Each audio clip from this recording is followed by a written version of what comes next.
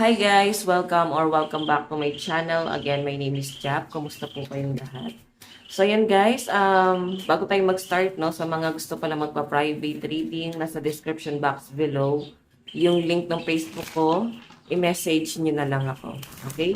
So, ayan, sa mga bagong manonood natin guys, ayan, mag-subscribe ka na para lagi kang updated sa ating mga bagong upload. So, tignan natin kanina bang love reading itong masasagap natin ngayon. Meron tayong The Hangman. So, medyo komplikado guys yung inyong relationship ngayon. Meron nang sumusuko dito, no? Parang ayaw na guys mag-aksaya ng panahon dito sa pagsasamang to. Okay? So, parang, yung iba naman sa inyo guys, pwedeng kung hiwalay na kayo, parang nare-realize mo na mag-move on na ako. Parang nagsasayang lang ako ng panahon kakaisip sa taong to. So, ganun yung nakikita ko sa inyo. Kasi tignan mo, oh, alam mo sa sarili mo na marami kang sinacrifice dito and hindi ka nagkulang para dito sa pagsasamang to. So, I think, di ba, nagawa mo na yung part mo, hindi ka naman nagkulang. May nakikita ko guys, medyo may pagka-emperor etong person mo. So, ibig sabihin, parang sa end niya, feeling niya, mas ahead siya sa inyo. Okay? Kumbaga, kinokontrol ka pa rin kahit na marami na siya naging kasalanan eh. Nandun pa rin siya sa point na kinokontrol ka pa rin niya, guys. Masyado siya, guys, manipulative. Okay? Tignan natin, guys.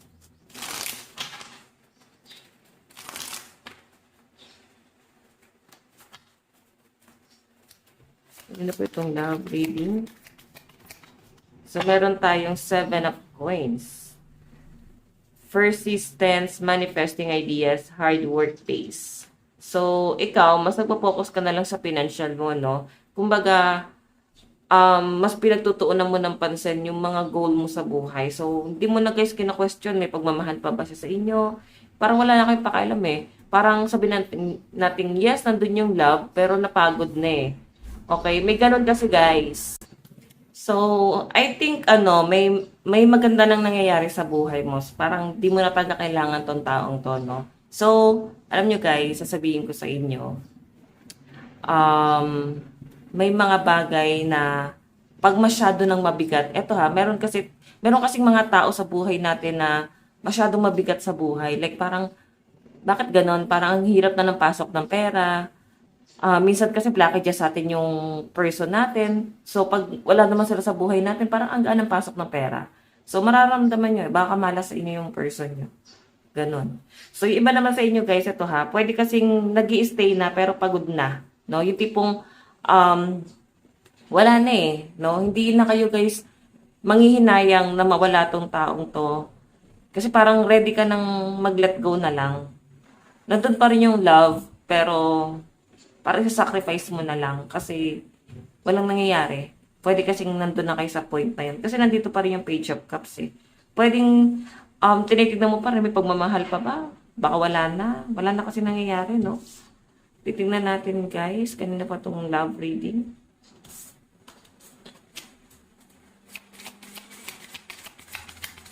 Kanina pa po itong love reading. The Moon. Lalo na ang dami niya, guys, kasi nungalingan. Pwedeng hindi na siya, guys, naging faithful sa inyo noon. So, pwedeng nandun ka na sa point na parang yun pa rin yung tinitignan mo eh. Yung mga kasinungalingan niya, yung mga tinago niya, kung paano kanya sinaktan. So, kung iisipin mo, parang nananawa ka talaga. Wala ka nang patutunguhan sa taong to. Parang ready ka nang i-let go na lang siya. Okay? So, tanungin mo sarili mo, ano pa ba yung nagpapa-hold back sa inyo? 'Di ba? Lalo na kung ganito na yung pakiramdam mo na wala na eh. Papunta na to guys sa pasuko. Oo, ganon. Kasi inisip niyo na yung mga bagay na hindi naman na siya guys interesado. Hindi naman siya guys naging faithful. Pwede nag-cheat. Tapos inayos pa rin. Ayan, pwede kasi na nagde-decision ka na mag-isa nang hindi mo na guys kino-consider tong person mo. So, pag ganun kasi, sobrang powerful mo na. Like, parang, bakit pa ako what I mean, bakit ka pa hihingi ng consent ng taong yun, eh, at the first place, kaya mo naman yung sarili mo. Pwedeng, meron ka namang sariling pera, so hindi mo talaga siya guys kakailanganin. Pwede kasing dati, sobrang hirap ng buhay, so parang nakadepende ka sa taong to. Pero nung natuto kang dumiskarte, talagang nasabi mo hindi mo pala talaga siya guys kailangan. Okay, titan pa natin kanina itong love reading.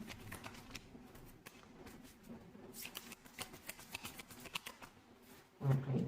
Meron tayong Queen of Swords. Honest, protective, and working. So, alam mo, nangihina yung person mo, no?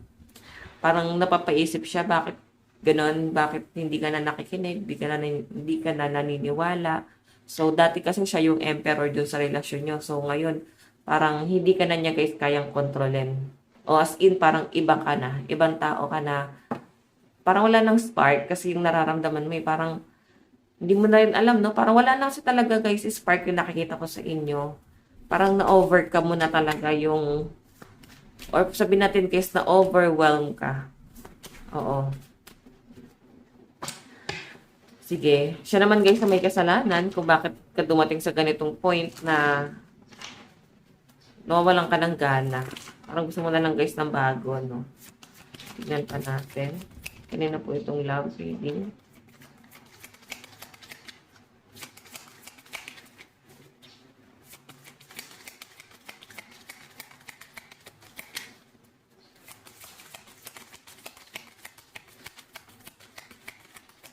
Ayan po itong love reading.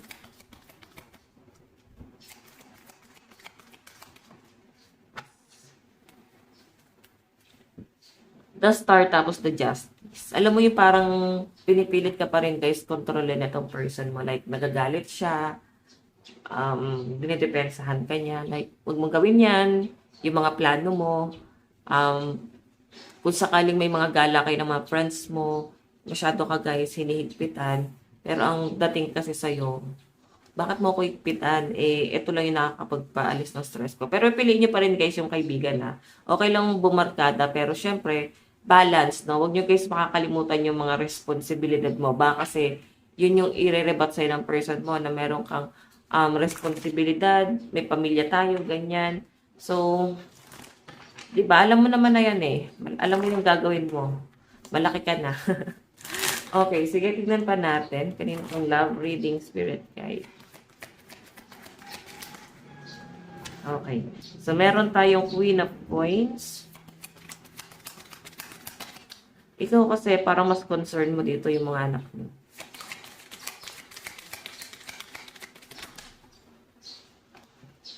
Ayan. Masyado kang matured. And I think nagiging successful ka na. At the same time, practical ka pang tao. Grounded. Yung person mo, nakadepende nga lang to sa'yo eh. Meron tayong the world, completion, wholeness, end of cycle. Okay. So, yun. Yun yung pinapakita sa akin dito, guys. Moving forward ka.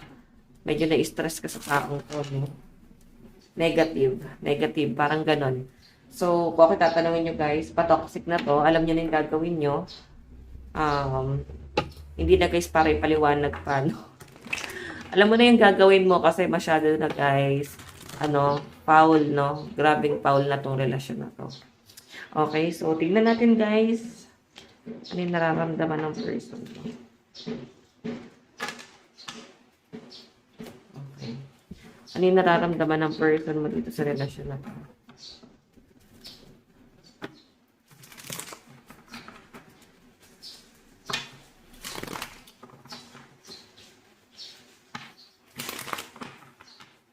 Ano yung nararamdaman? Meron tayong Knight of Swords. Diba? Masyado guys controlling. Yung tipong wala na nga guys silbi. Parang ganun kasi dating sa akin. Eh. Mas parang, mas ahead ka pa or mas meron ka pang say, no? Kaysa sa taong to. Yung tipong wala na nga siya guys ambag sa buhay mo. Stress. Pasakit. Masyado pa siya guys controlling. Di kaya takot to sa sarili niyang multo guys. Kung bakit siya ganito. Kasi galit siya eh. Air sign energy, Aquarius, Gemini, Libra. Tignan natin.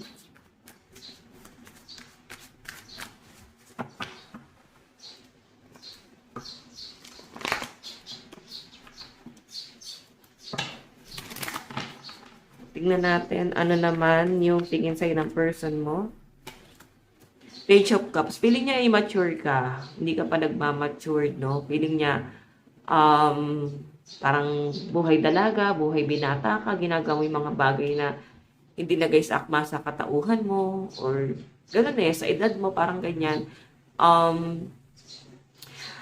Hindi niya kasi guys alam na parang nag-enjoy ka lang. Siguro maaga mo talagang na-overcome, no? Okay?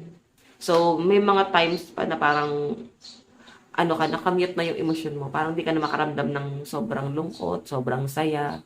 Basta nag-exist na lang sa mundo. So, ganun. I think ang dami mo na pinagdaanan sa buhay. Sobrang, na guys.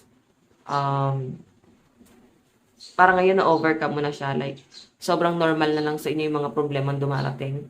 Kasi sobrang hirap nung pinagdaanan mo. Kukumpara mo doon sa person mo, mas marami kang pinagdaanan, nahirap, no? I think ito parang lumaki siya na maayos yung pamumuhay. So, 'di ba? Mas emotional siya sa inyo. Water sign energy, Cancer, Pisces, Scorpio. Ayan. Tignan pa natin ano naman yung okay.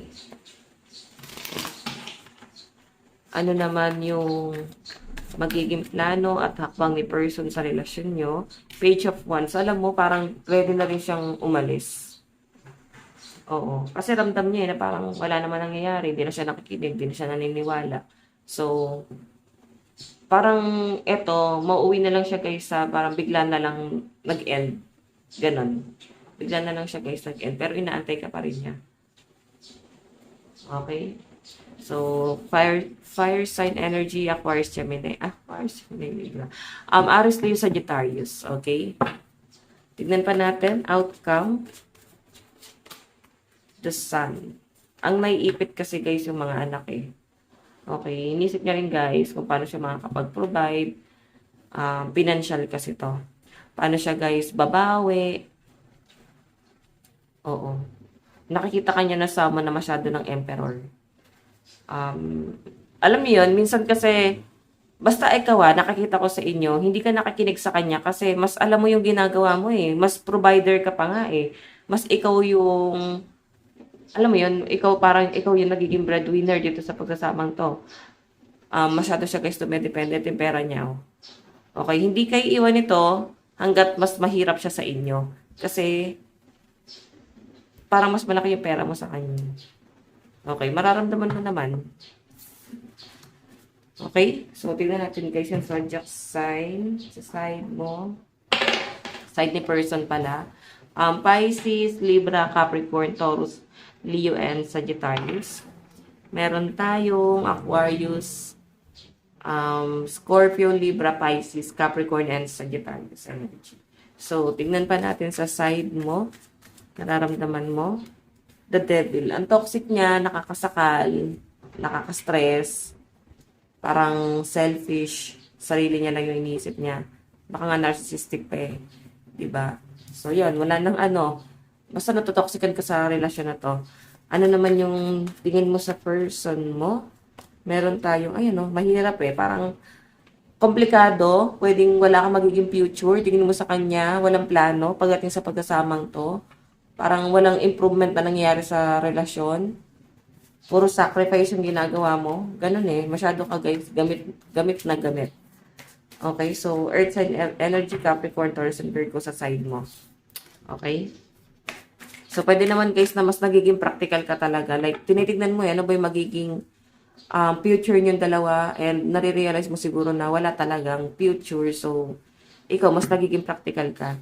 Okay, ano naman yung magiging plano mo sa relasyon na ito? Meron tayong Ace of Cups. So, I think mas magsa-self-love ka muna. Parang focus muna sa sarili. Ganon. Okay? Water sign energy, Cancer, Pisces, Scorpio. Tignan natin guys yung outcome. Meron tayong Queen of Cups. Diba? Healing to eh. Sa sarili mo talaga to guys. And magpo-focus ka sa talent mo. Parang i-improve mo siya, guys. Nakikita ko yung pagiging madiskarte mo. Talagang dun ka nakapokus sa goal, no? Zodiac sign sa side mo. Meron tayong Taurus, Pisces, Capricorn, Libra, and Aquarius. Meron tayong Aries, Taurus, Leo, Virgo, Sagittarius, and Capricorn. Meron tayong Virgo, Aries, Leo, Taurus, Capricorn, and Sag. So, tignan natin guys saan napapunta yung relasyon. Meron tayong pag-aantay. So, nag-aantay siya sa inyo guys. Ramdam niya na masyado ng komplikado. Parang alam mo, hinihiling ng person mo na sana katulad na lang ulit kayo ng dati. Hindi ka naman niya pwedeng sisihin eh. Hindi ka niya pwedeng i-blame kasi siya ang may gawa neto sa inyo. Kung bakit ka nagbago, kasalanan niya yan eh. Ito yung resulta ng mga panandaliang kasiyahang ginawa niya. Like, kung nagkaroon ng cheating, na parang siya lang naman guys ang nakinabang dun sa kasiyahan na yon. Hindi kanya pwedeng i-blame kasi wag siyang mag-expect na sa pagbabalik niya is katulad ka pa rin ng dati. Okay, malaki na yung pinagbago. So, tingnan natin guys, love advice. Meron tayong calling in your soulmate. Okay, mukhang merong taong nakatadhana sa inyo. O pwedeng siya na to na soulmate mo. Tingnan natin, love advice. Wedding na po. Soulmate. Oh. Alam nyo guys, naka-reverse kasi yung soulmate, no? Pwedeng nakikisama na lang dito. Parang hindi nyo guys kayang i-give up na lang yung isa't isa kasi pwede may mga anak kasi kayo. Pero parang meron kang greatest love na tinitignan na parang alam mong hindi na magiging kayo. Merong ibang person kang tinitignan na parang sana siya na lang or nanghihinayang ka na bakit hindi na lang siya.